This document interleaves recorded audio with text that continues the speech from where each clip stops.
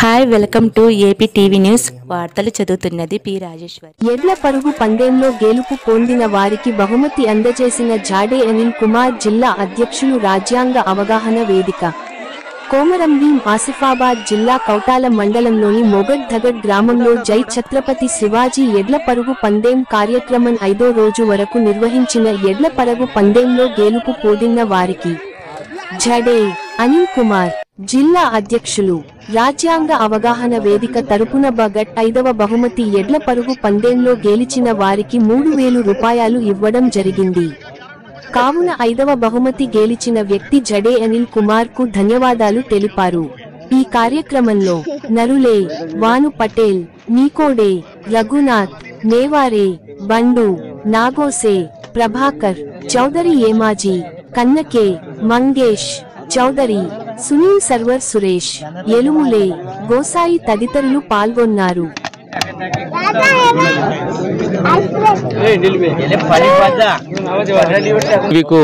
స్వాగతం సుస్వాగతం. కొమరంభీం జిల్లా కౌటాల మండలం ఈ మొగడ్ దగ్గర గ్రామంలో ఈ జై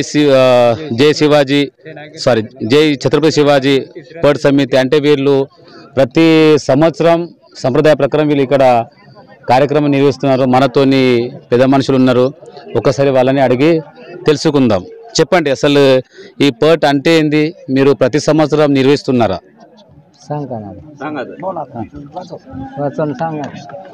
जय छत्रपति शिवाजी पट समिति मोगड दगड़ा मंडल कौटाला तहसील तालुका सिरपूर टी जिल्हा कोमरमभीम आंध्र प्रदेश बैलाचा जंगी इनामी पट शंकर पट दिनांक 15, 16, 17 व 18 फेब्रुवारी 2025 पाळीपट राहील.